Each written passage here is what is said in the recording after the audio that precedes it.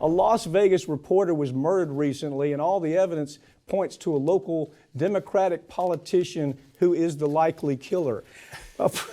Okay, this is an awful story on so many ways.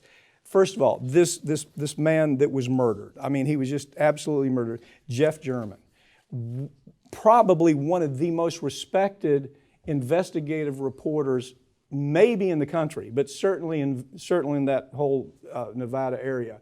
He uncovered huge mob graft. He uncovered organized crime year after year. He was a superb reporter. So this guy is in a Democratic primary, and the reporter is finding out that he's a thug. Yeah. He's an absolute thug.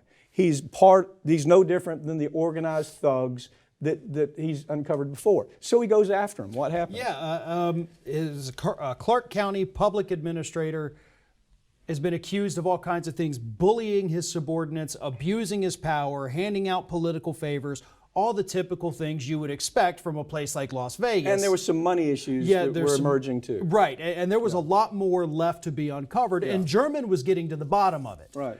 And so what you have here, Mr. Robert Tellis comes out on Twitter. He's like, "Oh, they're doing another hit piece on me. This is conservative media smear machine at its always greatest." the same thing. It's conservative media. I didn't do anything. So he takes that storyline. And then as his tweets kind of ramp up, suddenly Mr. German is found in his apartment with multiple stab wounds, and he's dead. He's been dead for over 24 hours by the time they found him. Yeah. This reporter murdered. And then this is where things get, okay, wow, you're really bad at this.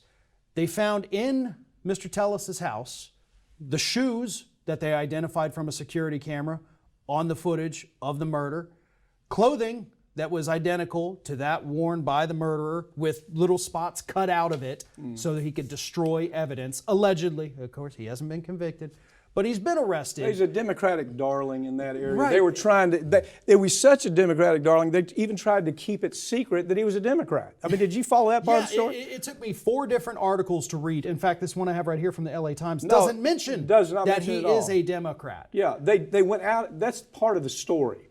The organization, the organized Democrat organization, said, whatever you do, if he'd been a Republican, we can talk. Don't talk about the fact that he was a Democrat, there was a Democratic primary, and that this guy was he was supposed to be an emerging talent in the Democratic Party. Let's keep it quiet.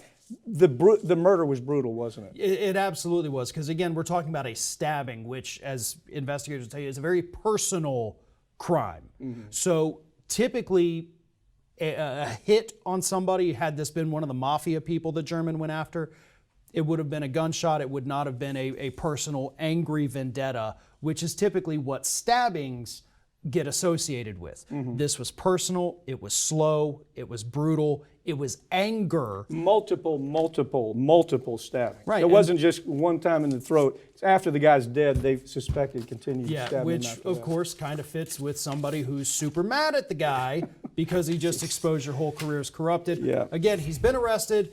He hasn't been convicted, so we can't say he's definitely a killer. He's a guy. But come on. They got blood all over his house, blood all over his clothes, it's blood in his on house. blood on his shoes. I mean, this guy.